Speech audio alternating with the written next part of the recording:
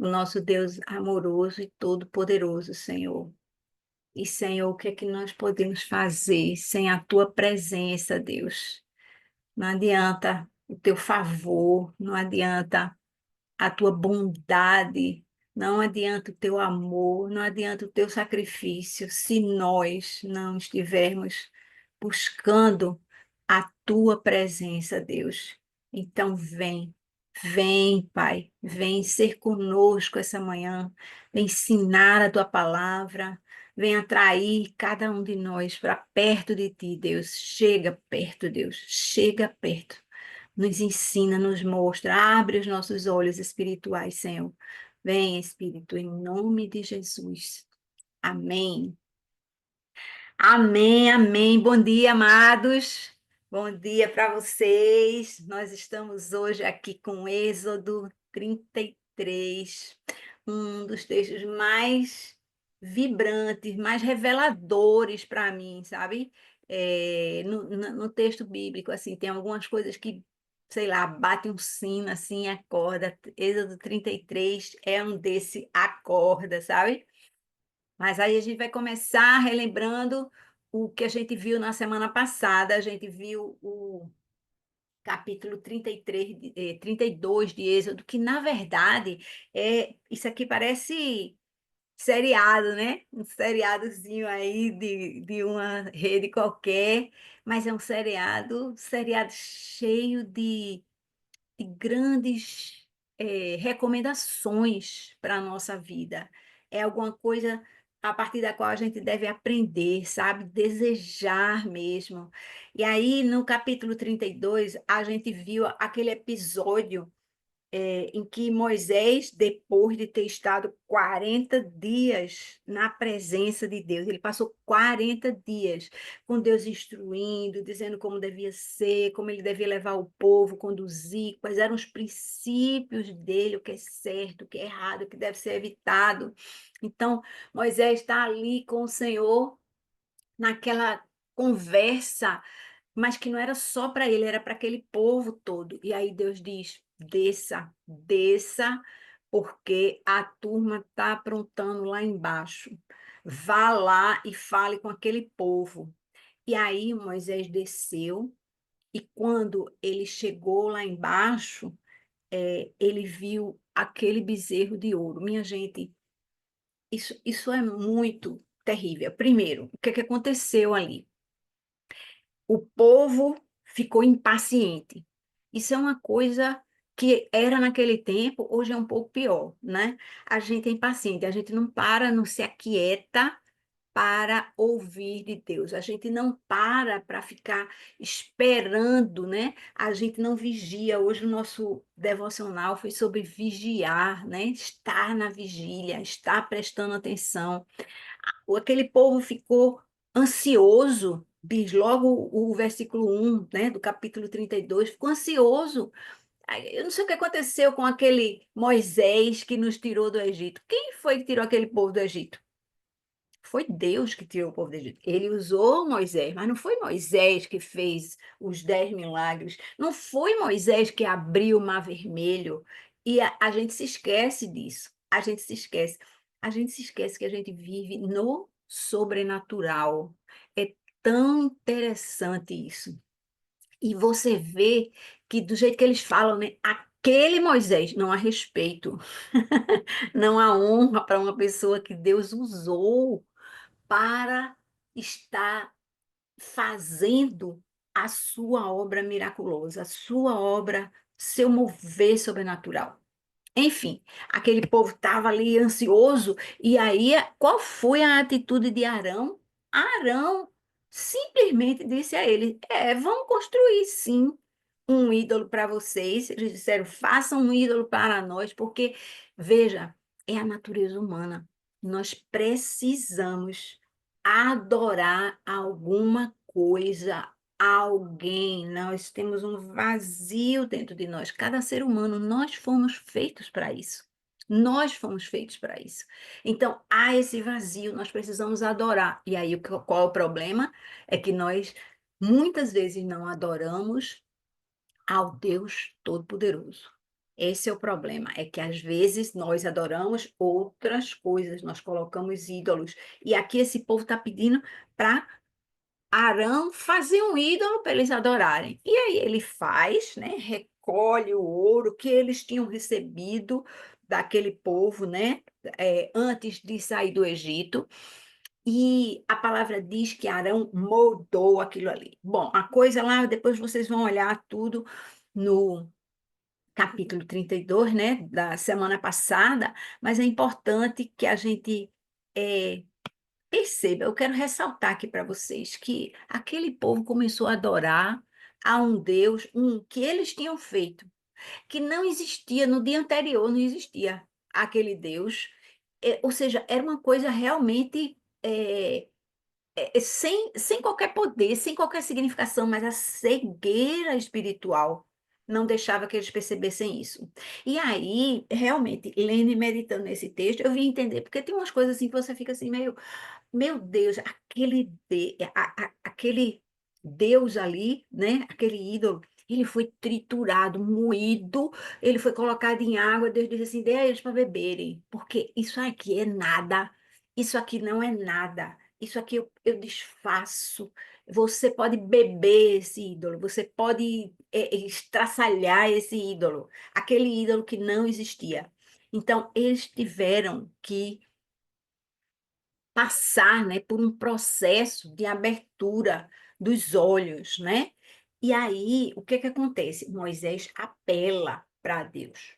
Moisés ora, Moisés intervém, Moisés se tornou intercessor daquele povo, porque Deus disse: vou destruir, vou destruir. Moisés disse: não, Senhor, não faça isso. O que é que os egípcios vão dizer que você libertou o povo para trazer eles e matar eles aqui no meio do deserto? E Moisés ficou preocupado com a honra de Deus.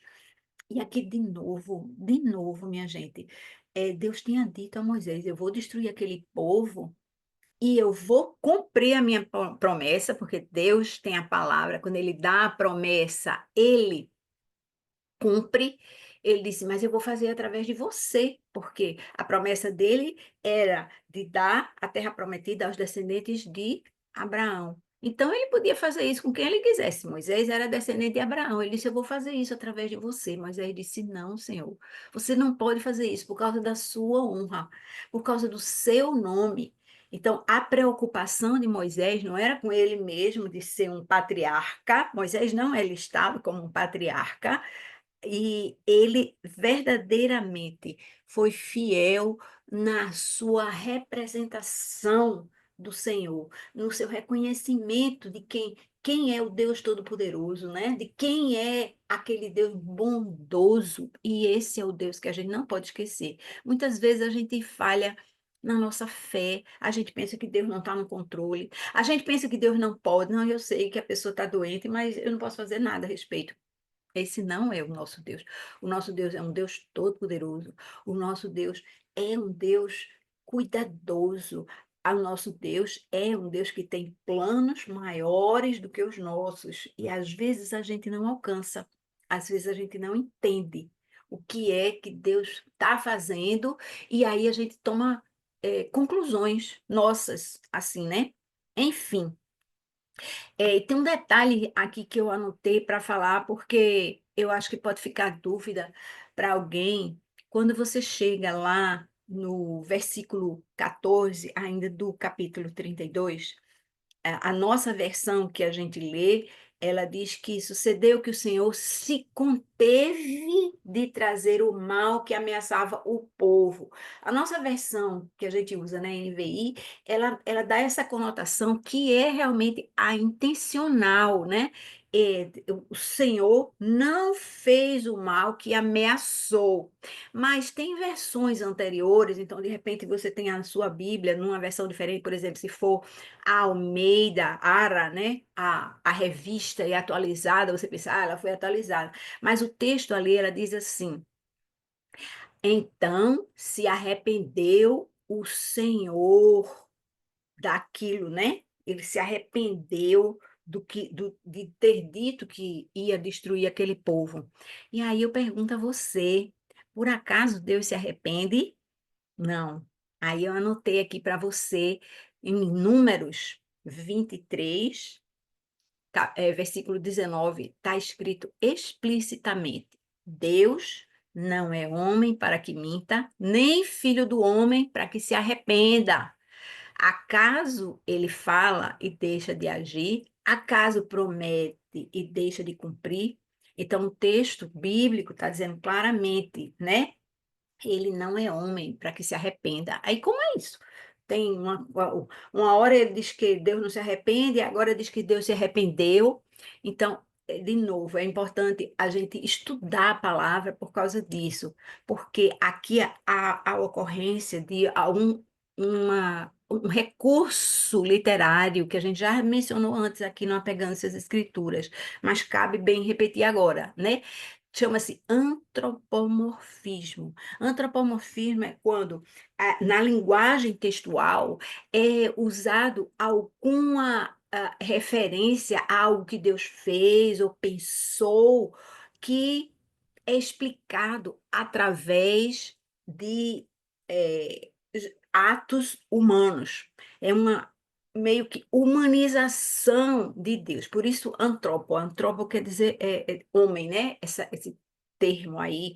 Então, antropomorfismo é uma forma que usa um recurso humano para ver se a gente entende. E aí, quando a palavra ali está dizendo que Deus se arrependeu, na versão árabe, na verdade, o que está querendo ser colocado ali está colocado talvez melhor, eu diria, na versão NVI, é que Deus se conteve de trazer o mal que ele tinha ameaçado contra o povo, né? Ele só falou alguma coisa, mas na verdade ele não tinha decidido fazer aquela uma coisa, tá? Por exemplo, uma coisa que é paralela a isso, só para você entender, né? Você, meio, ficou meio confuso aqui. Às vezes a gente fala do julgamento de Deus, né? E o que é um julgamento? O julgamento é dizer se é culpado ou inocente, mas o que é o julgamento de Deus? Na verdade, o julgamento de Deus é chamar o povo para o arrependimento. Ele não diz assim, você é culpado, você não é culpado. Não, porque todos nós somos culpados, então a gente até já sabia o resultado desse julgamento aí. Mas o julgamento de Deus é chamar o povo para o arrependimento. Vocês entendem? O que é muito estranho para a gente, né? Como é que eu vou julgar você dizendo assim, por favor, se arrependa. Se arrependa do que você fez. Esse é o julgamento de Deus. Então, ele julga diferente, ele é um Deus diferente, né? De nós. Então, a gente precisa entender um pouco isso, tá bom? Eu espero ter esclarecido. Se tiver alguma dúvida, anota aí que a gente pode falar mais outra hora ou depois aqui no final, tá? Então, vamos seguindo aqui para frente, né? É, a gente viu que aquele povo, né? Deus não destruiu, é claro, né? E aí, aquele bezerro foi destruído, né? E agora, para o final, a gente vê Moisés intercedendo de novo, e eu queria só puxar os versículos 34 e 35 do capítulo 32, quando o Senhor avisa que ele vai punir o povo, e a palavra diz que ele feriu o povo com uma praga. Versículo 35 do capítulo 32 diz assim: Assim o Senhor feriu o povo com uma praga pelo que fizeram com o bezerro feito por Arão. Isso para o povo todo, né? Lembra que morreram 3.000 aí, minha gente. Se você não viu o 32, vai lá, que tá gravadinho, foi tudo bem explicadinho pela nossa amada Ana Cristina semana passada, tá? Então, agora chegando em Êxodo 33. Presta atenção. Isso aqui pode mudar o seu relacionamento com Deus de hoje em diante, minha gente. Presta atenção, porque essa revelação é uma alavanca para a sua vida espiritual. Aqui tem uma preciosidade que você não pode abrir mão dela, tá? Versículo 1, ele diz assim: Depois o Senhor ordenou a Moisés: Saia desse lugar com o povo que você tirou do Egito e vá para a terra que prometi sob juramento a Abraão, a Isaque e a Jacó, dizendo: eu a darei à sua descendência. Então, o que Deus está fazendo aqui? Ele está mantendo a sua palavra. Deus está fazendo o que ele disse que ia fazer. Ele disse que ia dar aquela terra para a descendência de Abraão, e ele vai dar a terra para a descendência de Abraão, mesmo que a descendência de Abraão esteja cometendo abominações. Deus vai fazer aquilo. Deus vai dar essa terra. E ele disse a Moisés: pegue esse povo, leve para lá. Eu vou fazer isso, né? Agora, a gente tem que ver como é que Deus vai realizar isso. Ele vai dizer, né? Versículo 2: mandarei à sua frente um anjo, e expulsarei os cananeus, os amorreus, os hititas, os ferezeus, os heveus e os jebuseus. Deus vai mandar um anjo à frente. Ele já diz que eles vão ter vitória. Ele já diz: eu vou tomar conta de vocês nessa conquista dessa terra que eu vou lhe dar. Minha gente, Deus podia ter feito de muitas outras maneiras diferentes. Vocês percebem isso? Ele podia ter deixado aquela terra sem ninguém, aquele povo não habitar ali. Mas em outra trecho da Bíblia, a gente sabe, Deus revela, ele diz assim: se eu deixasse essa terra sem ninguém, os animais iam tomar conta. Aquilo tudo vocês tinham que contar, que enfrentar as feras. E ele poderia fazer o povo enfrentar as feras, sim, mas ele fez com que outros povos vivessem ali e eles iam conquistar. Agora haveria despojos, haveria construções feitas, poços feitos, poços era uma coisa maravilhosa naquela época. Eles iam encontrar tudo pronto.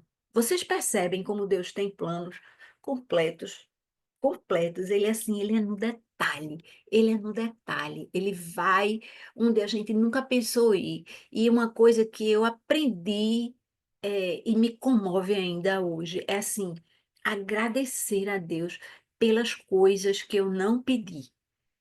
Agora, outra coisa que a gente está vendo aqui é assim, a gente precisa agradecer a Deus, além das coisas que você não pediu e viu Ele lhe dando, também agradecer pelas coisas que você nem viu Ele lhe dando.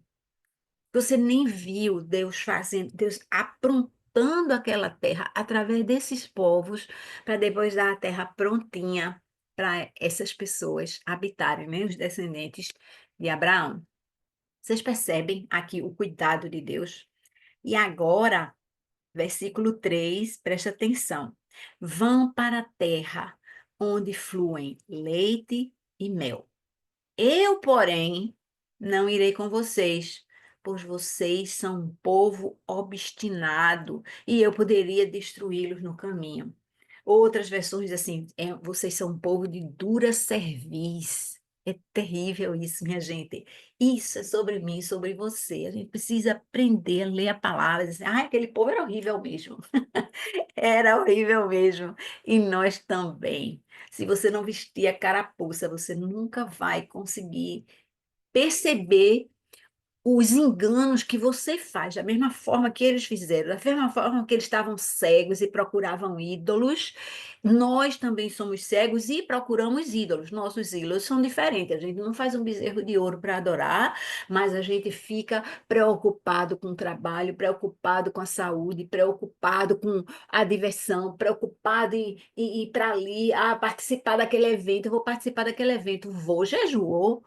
Jeju, você vai ver o que no evento? O que que tem lá no evento para você que você não se preparou espiritualmente? Você, a sua casa, você, a sua porção.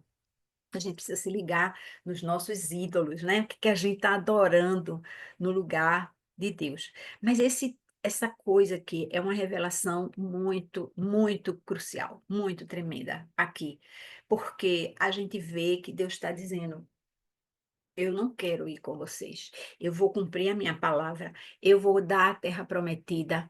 Eu vou ainda mandar um anjo. Ele não tinha prometido anjo. Ele podia dizer, tá aí, a terra vai conquistar. Não, ele disse: eu vou mandar um anjo que vai abater todos aqueles povos que habitam nessa terra. Era uma terra grande, extensa, né? Muito maior do que Israel de hoje.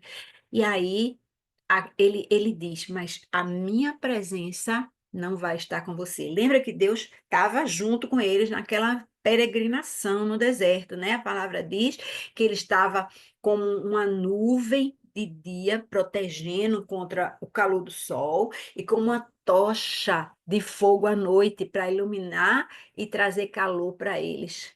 Ele estava junto com eles de uma forma visível. Ele disse, mas a minha presença não vai estar. E diz: eu não vou com vocês, porque vocês são um povo obstinado, e eu posso me aborrecer e destruir vocês no caminho. Preste atenção se você não está aperreando Deus, né? Continuando aqui nos versículos 4 e 5. Quando o povo viu essas palavras ameaçadoras, começou a chorar, e ninguém usou enfeite algum. Isso porque o Senhor ordenara que Moisés dissesse aos israelitas: vocês são um povo obstinado. Se fosse com vocês, ainda que por um só momento eu os destruiria. Agora tirem os seus enfeites e decidam o que fazer com vocês. Não, e decidirei o que fazer com você. Por isso, do Monte Horebe em diante, os israelitas se desfizeram dos seus enfeites.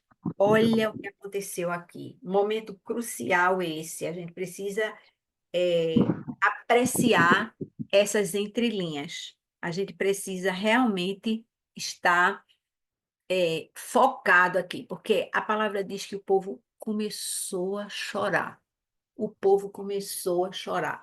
Isso é uma demonstração de arrependimento. Aqui no meio desse povo, finalmente caiu a ficha. Eles se arrependeram daquilo que tinham feito contra o Senhor. Não foi contra Moisés, né? Eles disseram: ah, Moisés, a gente não sabe se ele vai descer, mas era o Senhor que estava fazendo aquela obra, né, de libertação deles da escravidão e de condução deles à terra prometida. E esse povo chorou, né? Deixou de usar os enfeites. E às vezes a gente precisa realmente abrir mão de coisas que estão nos atrapalhando na nossa relação com Deus. Às vezes você diz assim: ah, isso aqui não é nada, isso aqui é bobagem. Assim, ah, eu estou só fazendo isso, né? Não é pecado. Não, não é pecado, mas me distrai de Deus, me afasta de Deus, me tira o foco de Deus. E a gente precisa fazer isso. A gente precisa muito se ligar. E às vezes a gente só se dá conta de alguma coisa boa que a gente perdeu depois que ela vai embora. Quando a gente está numa boa, a gente não se lembra muito de Deus. A gente tem essa tendência, né? Quando tá ruim, assim, ah, minha irmãzinha ora por mim, eu estou precisando muito de oração. Todo dia a gente precisa de oração. Todo dia, porque o mal está ao derredor. O mal está ao derredor. O nosso abrigo está debaixo das asas do Senhor em todo o tempo. Em todo o tempo. E aí, quando as coisas estão ruins, o que que ele diz para a gente fazer quando as coisas estão ruins? Ele diz: dai glória em todo o tempo. A gente tem que dar glória a Deus e dizer assim: Senhor, eu sei que você está aqui, eu sei que você está no controle, eu sei que você pode mudar isso. Me mostra o que que você está querendo fazer, permitindo tudo isso acontecer na minha vida. Então, a gente tem que estar inteirado de que Deus está ali em todo momento, e a gente precisa estar conectado com ele no bom e no ruim, né? E tirar todas essas distrações aí. Vamos para frente. Versículos 7 a 11. Ela fala de alguma coisa muito preciosa, a tenda do encontro. Pense nesse negócio como se fosse, sei lá, o seu quarto secreto. Vamos ler isso aqui como se fosse seu quarto secreto, né? O texto diz assim: Moisés costumava montar uma tenda fora do acampamento, a certa distância. Ele a chamava tenda do encontro. Quem quisesse consultar o Senhor ia à tenda do encontro, fora do acampamento. Sempre que Moisés ia até lá, todo o povo se levantava e ficava em pé, cada um à entrada da sua própria tenda, observando-o até que ele entrasse na tenda. Assim que Moisés entrava, a coluna de nuvem, ou seja, a bandeira da presença de Deus, né? Descia e ficava à entrada da tenda, enquanto o Senhor falava com Moisés. Quando o povo via a coluna de nuvem parada à entrada da tenda, todos se levantavam e adoravam, cada um à entrada da sua própria tenda. Gente, que coisa impressionante. Eu costumava dizer assim, eu costumava e costumo dizer assim, Deus trazia o carrinho dele, né? Você anda de bike, você anda no seu carrinho, você anda no metrô. Deus andava na nuvem. Ele se fazia visível como uma nuvem. E ele fazia questão que os homens vissem que ele estava ali.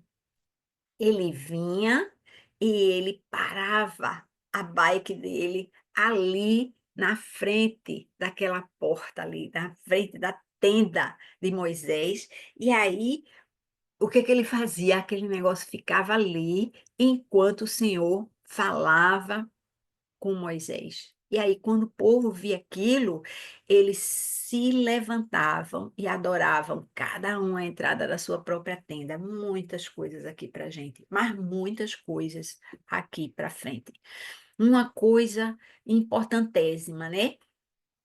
A nuvem do Senhor. Ele não disse: Eu não vou com vocês, eu vou tirar a minha presença de vocês. Aquela nuvem representava o quê? A presença. Aquelas pessoas se arrependeram e a presença foi restaurada. A presença de Deus, que ele disse não vai ter, ele mandou, lembra, ele mandou Moisés seguir, mas aqui está numa coisa contínua, né? Esses versículos 4 e 5, quando o povo viu essas palavras, assim, perdão, eu estou aqui no 7. Moisés costumava, é uma coisa contínua, né? Moisés estava fazendo aquilo continuamente. Ele fazia montar a tenda fora do acampamento. Então, aquilo ali era um procedimento que estava acontecendo agora, né? Eles estavam se movendo e Deus estava junto com eles. E aí, o que acontece? Ele entrava na tenda e eles conversavam. Aí o Senhor falava com Moisés. É incrível. E esse versículo 11 aqui, ele me comove tremendamente. O Senhor falava com Moisés face a face, como quem fala com um amigo. Como quem fala com um amigo. Esse face a face, é claro que Moisés não estava vendo a face, né, do Senhor, porque a gente sabe, daqui a pouco a gente vai ver que ele não podia ver a face do Senhor, mas o que que acontece? Aquilo significa que era bem próximo, né? Deus estava bem próximo de Moisés. Ele não estava de longe, ele estava de perto. Ele estava conversando de perto com Moisés ali. E aí ele fazia, né, aquele movimento junto com ele. E aí tem outro detalhe importante que quando o povo via a coluna de nuvem ali na entrada da tenda, eles se levantavam e adoravam. Todos se levantavam e adoravam. Vocês estão vendo? Não era só para Moisés. Moisés tinha essa conversa próxima, mas todos podiam adorar, cada um à entrada da própria tenda. Percebe? Todos, esse todos aí é muito crucial, porque antes esse povo estava louco, perdido, cego, adorando um bezerro de ouro. E agora eles estavam em pé e eles estavam adorando, cada um na sua própria tenda, todos eles. O remanescente, né? O que ficou, fora aqueles 3.000 que foram-se embora. Então é importante que a gente entenda isso. E aí agora a gente passa para um trecho muito, muito importante. A gente está vendo que Moisés entrava na tenda, a tenda do encontro, né? E ali Deus ficava conversando com ele de perto. Isso era suficiente para Moisés? Não, a gente vai ver agora nesse próximo trecho aqui que isso não era suficiente para ele. Versículo 12. Moisés disse ao Senhor: Tu me ordenaste, conduza este povo, mas não me permite saber quem enviarás comigo. Disseste: Eu o conheço pelo nome e tenho me agradado de você. Se te agradas de mim, revela-me os teus caminhos, para que eu te conheça e continue sendo agradável a ti. Lembra-te de que esta nação é o teu povo, não o meu povo, né? Ele estava ali como líder, mas aquele povo era o povo de Deus, Moisés reconhecia. Versículo 14. O Senhor respondeu: Eu mesmo o acompanharei e lhe darei descanso. Então Moisés lhe declarou: Se não fores conosco, não nos faças sair daqui. Como se saberá que eu e o teu povo podemos contar com teu favor se não nos acompanhares? Que mais poderá distinguir-nos, o teu povo e eu, dos demais povos da face da terra? E aí o Senhor disse a Moisés: Farei o que me pede, porque tenho me agradado de você e o conheço pelo nome. Gente, olha que papo de perto aqui agora. O Senhor disse: Eu não vou fazer do jeito que eu tinha dito. O que eu vou fazer? Eu vou com você. Ele diz: Eu lhe darei descanso. Ele ia ser sabe aquela história, né? Vinde a mim todos que estáis cansados e eu vos aliviarei. Pronto, ele está dizendo aqui agora, obrigada, porque você trouxe a mim, que você estava cansado, e eu vou lhe aliviar. Gente, é Deus conversando com Moisés, porque você pensa na responsabilidade de estar ali governando, administrando, conduzindo milhares de pessoas, cada um mais tonto do que o outro, numa terra sem recurso. Lembra, eles estavam ao relento, eles não tinham provisão, tudo que eles tinham vinha de Deus, eles dependiam completamente de Deus. E ainda assim, não se davam conta disso. E Moisés tinha que reger, né, aquelas pessoas. Pense você na sua equipe de trabalho, né? Não é difícil você lidar com 4, 5 pessoas, cada um pensando um negócio diferente, com horário diferente, com planos diferentes, né, ideias diferentes, mas Deus estava ali prometendo a Moisés descanso, não é? E ele disse: Eu quero verdadeiramente que você vá junto, Moisés dizendo, né? Porque sem você não dá, Senhor. Sem você não dá para ir. E as pessoas precisam saber que nós somos diferentes, que nós temos o teu favor, que nós somos o teu povo, que você está conosco. Moisés era muito consciente disso, que não era por ele, não era pelo poder, pela força, pela capacidade administrativa, pelo carinho, pela compreensão, pela paciência dele. A palavra diz que ele era um homem paciente, viu? Mas era pelo poder de Deus. Era pelo poder, só assim a gente consegue fazer a obra do Senhor. A gente precisa estar consciente disso. Quando a gente entra nos nossos ministérios, que a gente vai fazendo com toda a disposição, com toda a boa vontade, com todo esforço, e aí a gente vai dando o nosso melhor, mas na verdade a gente tem que ser submisso a Deus para permitir que Deus opere através de nós. Amém? Vamos se ligando aí nessa coisa. Mas essa história entre o Senhor e Moisés continua, continua. Versículo 17 diz assim: O Senhor disse a Moisés: Farei o que me pede, porque tenho me agradado de você e o conheço pelo nome. Então Moisés disse: Peço-te que me mostres a tua glória. Moisés nunca está satisfeito. O Senhor disse: Eu vou com você, eu conheço o seu nome. Moisés disse: Eu quero mais, eu quero ver a tua glória. Vocês percebem a sede de Moisés, de Deus? Vocês percebem a vontade de Moisés? Ele não estava assim: Que bom que isso vai ser cumprido, que a minha missão vai ser bem sucedida. Ele não estava pensando nisso. Ele disse: Eu quero mais de você, Senhor, eu quero ver a tua glória. E aí Deus responde: Eu farei passar toda a minha bondade diante de você e proclamarei o meu nome, o Senhor, o nome dele, na sua presença. Terei misericórdia de quem eu quiser ter misericórdia e terei compaixão de quem eu quiser ter compaixão. Ele acrescentou: Você não poderá ver a minha face, porque nenhum ser humano pode me ver e continuar vivo. Lembra que eu falei há pouco assim, mas Moisés, há pouco a gente leu que Moisés conversava com Deus face a face. Não era bem assim, não era face a face. Queria dizer que ele estava conversando de perto, estava próximo da presença do Senhor. Mas agora Deus está dizendo textualmente: Você não pode ver a minha face no versículo 20, porque nenhum ser humano pode me ver e continuar vivo.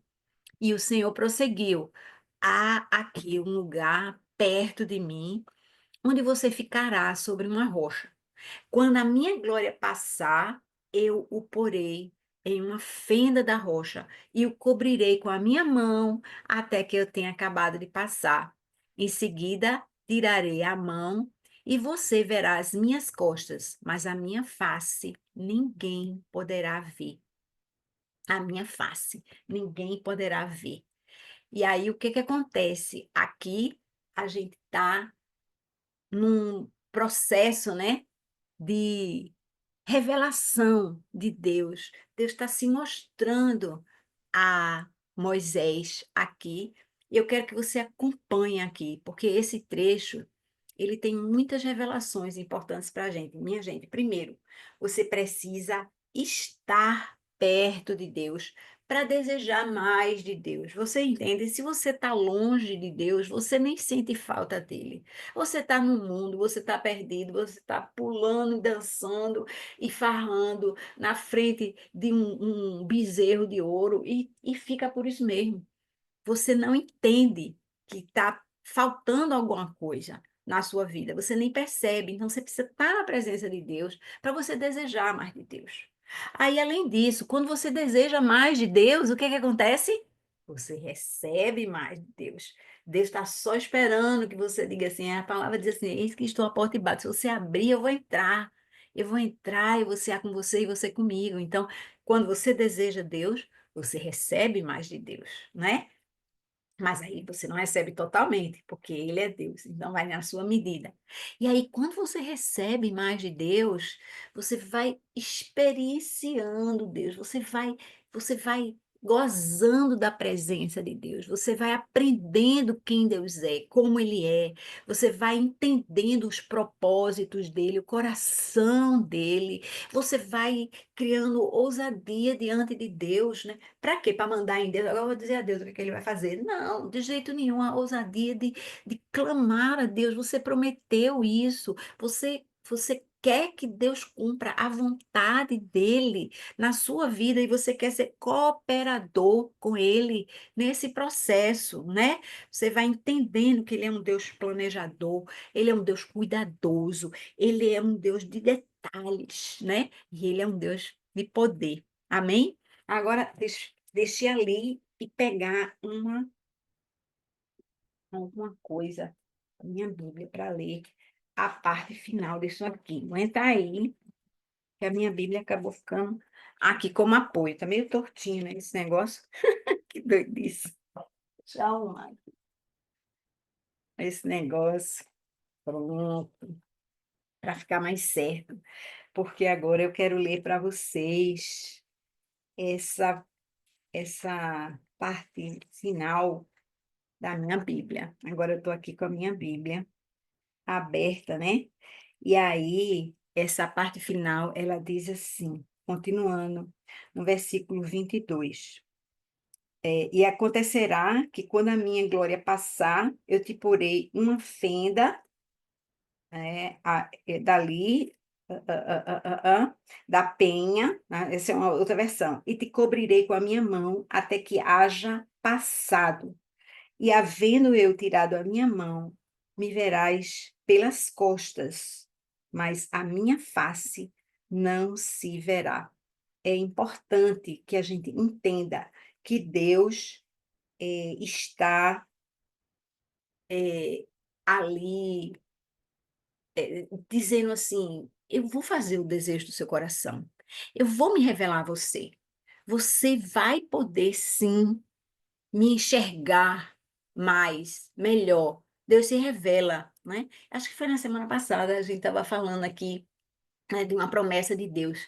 Clame a mim e eu responderei e lhe revelarei coisas grandes e insondáveis que você não conhece. Isso é Jeremias 33:3. Minha gente, que promessa tremenda. Se você clama a Deus por mais revelação dele, ele vai dar a você. E você está lembrado que, assim, a coisa.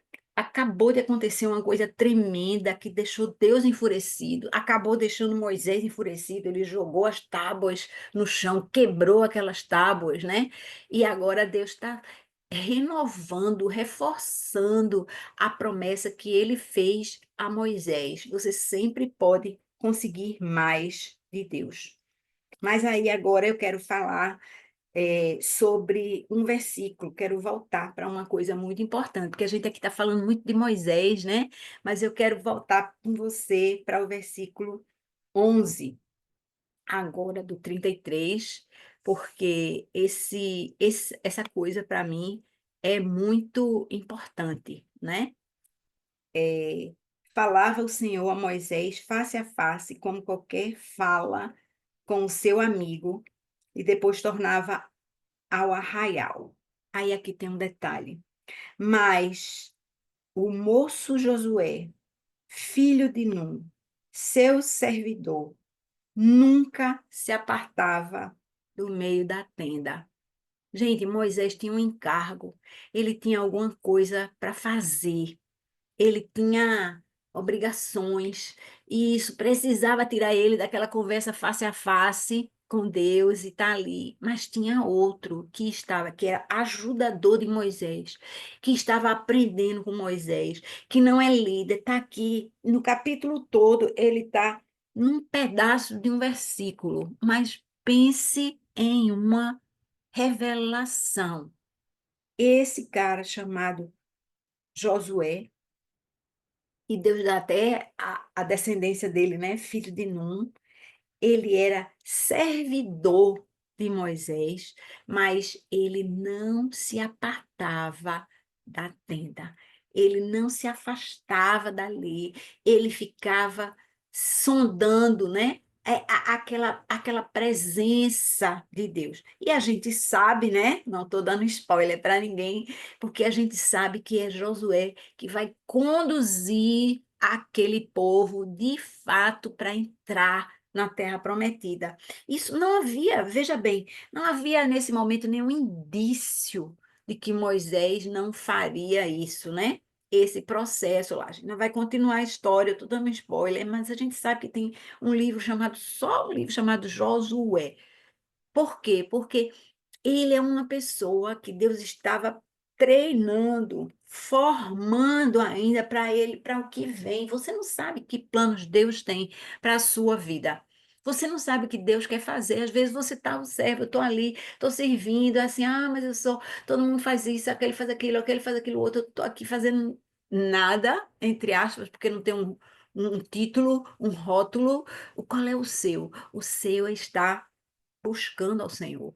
O seu está disponível para o Senhor. O seu está vendo como é que você pode se aproximar mais do Senhor, não do poder, não das telas, não da câmera, não da liderança do ministério, não do executar, organizar uma conferência, né? Não de fazer. Eu não estou dizendo para você não fazer isso. Você deve fazer isso. Você deve se dispor a fazer aquilo que Deus lhe preparou e lhe chamou para fazer. Mas o que eu estou dizendo a você é o segredo do segredo do segredo de fazer a vontade de Deus. É você estar buscando a presença, buscando a presença do Senhor constantemente. Constantemente, a sede. E eu vou dizer, a nossa natureza carnal, ela não nos leva a fazer isso naturalmente. Por isso a gente tem as nossas disciplinas espirituais. E agora eu quero falar isso rapidinho para a gente terminar aqui, mas é muito importante que a gente entenda o seguinte: a gente tem as disciplinas espirituais, mas elas são auxílio, elas são como, sei lá, você vai andar em um lugar difícil, aí às vezes você usa, sei lá, alguns apoios, etc. Mas quem vai andar são as suas pernas, né? Não é o apoio que vai andar ali, ele está só lhe ajudando naquele processo. Então, quando a gente fala de disciplinas espirituais, a gente fala assim, leitura bíblica, eu preciso ler a Bíblia. Mas você pode ler a Bíblia e pronto. Assim, já li o capítulo 33. Meditou, ouviu, recebeu de Deus, parou e perguntou a ele: o que é que você quer me revelar? E, gente, tem muita preciosidade nesse capítulo 33. Ore sobre isso. Aí fala, já orei aqui, eu passei 3 minutos inteiros só pedindo a Deus para me revelar o capítulo 33. Não, sente, pare, faça como o nosso devocional de hoje, né? Pare, vá meditar, vá escutar, vá prestar atenção, vá olhar os sinais que Deus está colocando na sua vida. Pare para pensar o que ele fez ontem. Pare de desejar o que ele, né, dizer, Deus faça isso, faça isso, faça isso, faça aquilo. Não. Deus, o que que você quer me revelar hoje? O que é que você quer que eu faça hoje? Com quem que você quer que eu fale hoje? Então, é verdade, né? Nós precisamos estar agindo. Não estou dizendo para você não agir, mas eu estou dizendo, volte a ter um momento com o Senhor. Talvez você já passou por isso, né? No seu primeiro amor, a gente usa muito esse termo, né? O primeiro amor, mas a sua sede de Deus talvez não esteja como já esteve antes, né? Porque a vida nos consome, ela nos atrai, né? Ela nos ocupa, nos distrai. Mas é importante que a gente esteja, assim como Moisés, também como Josué, né? Não se apartando do meio da tenda. Amém? Vamos lá, gente, vamos nós agora. O que é que vocês têm a dizer a respeito de tudo isso? Agora é com vocês.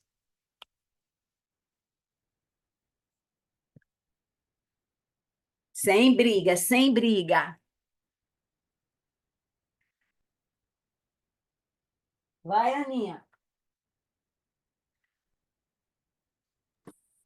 Eu só abri a câmera aqui. Eu ia escrever aqui no chat, Kátia, mas acabei não escrevendo um versículo que tem lá no Salmo 25:14. Salmo 25:14 é um versículo de Davi, né? É um salmo de Davi, na verdade, onde ele diz assim que a intimidade do Senhor é para aqueles que o temem, para aqueles que o buscam, né? E o Senhor se dá a revelar, a conhecer os seus caminhos, ou a sua aliança, em outras versões. E eu fiquei aqui pensando nesse salmo, enquanto você lia aí sobre. Porque esse capítulo, para mim, ele se resume a essa palavra, a intimidade com Deus, para tudo, não é? Para tudo. Antes de qualquer coisa, assim, eu acho que é o chamado de qualquer um. O meu chamado não é, o meu chamado é para entrar no ministério de louvor, o meu chamado é para o ministério e tal. Não, o meu chamado, primeiramente, é para ter intimidade com o Senhor, é a intimidade com o Senhor, né? Essa proximidade, a gente ser feito Josué mesmo, tá ali, ó. Daí eu quero, eu quero, eu quero, eu tô ali, né? E, e como Moisés também, né? A gente vê aí Moisés essa busca, esse reconhecimento, assim, tipo, se Deus não for, se você não for comigo, eu não vou, né? Então, é, para mim é isso, assim, esse capítulo todo, para mim se resume hoje, assim, a uma necessidade dessa busca por uma intimidade com o Senhor. Amém. Isso mesmo, super essencial, né? Essencial. Lari, Ai, Kátia, que coisa maravilhosa. Bom dia, bom dia.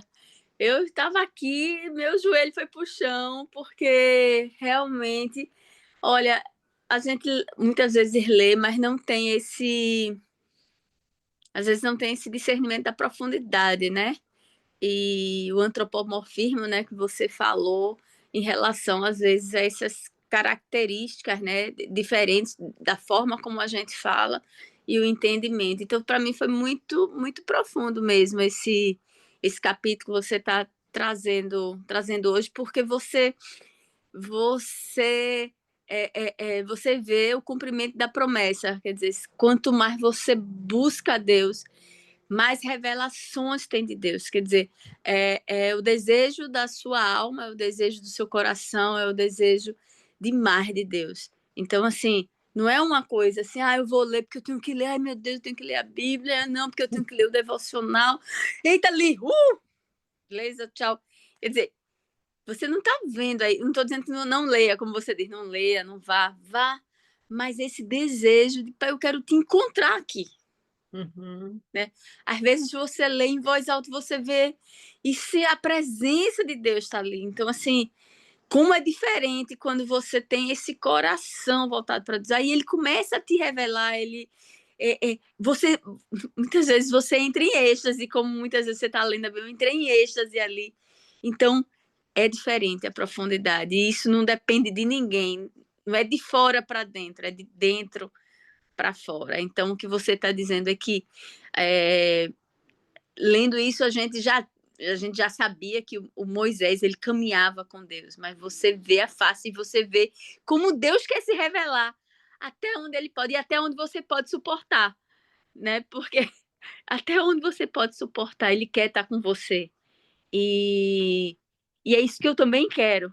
E aqui o que você está instigando é que a gente, cada dia mais, a gente busque essa face do Senhor, para que ao ouvir uma palestra, ou ao participar de algum ministério, ou estar sozinho no seu quarto, ou numa leitura de uma palavra, não seja a luz do seu entendimento, mas seja a luz do entendimento do Senhor. E aí você vai crescendo em Cristo, nele, né? Não é em você mesmo, mas é nele, né? Muito, muito, muito revelador mesmo. Eu fiquei hoje aqui assim, minha, minha nossa, que bom. Eu acho que é essa a sede, né? Que sua sede, que a nossa sede, né? Seja por Cristo e seja por Deus cada dia mais. Amém.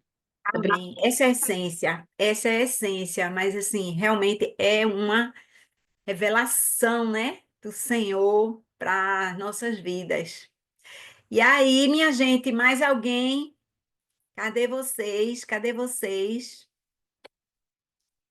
Não é possível. Por que a gente se cala tanto? Deus coloca coisas, né, dentro de nós para a gente estar aí compartilhando com todo mundo. Fala alguma coisa. Não creio. Tá bom. Então vamos lá. Pastorzão, você.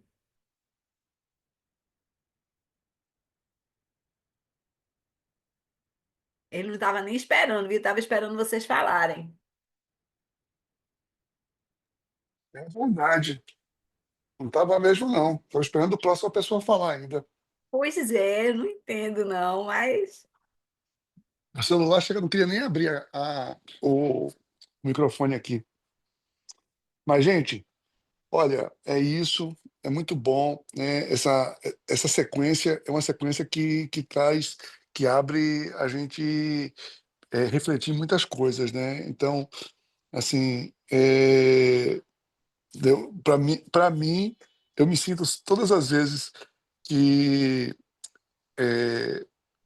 emerge, né? Numa sequência dessa, eu me sinto encorajado a voltar e ler com detalhes, né? Então é muito bom a gente ter essa oportunidade de a gente ver detalhes, né? Deus se manifesta nos detalhes, as escrituras elas são repletas de detalhes, então que a gente possa ter esse encorajamento de aprofundar, de refletir, né? De digerir tudo isso. Então, muito bom. E assim, é muito importante a gente se expor, colocar o que porventura não tem entendido, ou tentar colocar as nossas percepções. Então, esse aqui é o nosso espaço para isso, tá? Então, eu quero encorajar todo mundo também a participar, né, livremente, sem receio, não, eu vou falar besteira, não, que a gente possa aqui usar esse espaço aqui só tem sentido se for um espaço colaborativo, tá? Então, não é um espaço só de uma exposição unilateral, mas é um espaço das pessoas se aprofundarem. Então, eu quero encorajar todos vocês a poderem falar aqui mais, né, mais livremente disso aqui, tá bom? Muito Bom, bom, mas muito bom. Vamos orar, então, vamos orar pelo dia de hoje, pelo domingo, né, na presença do nosso Deus.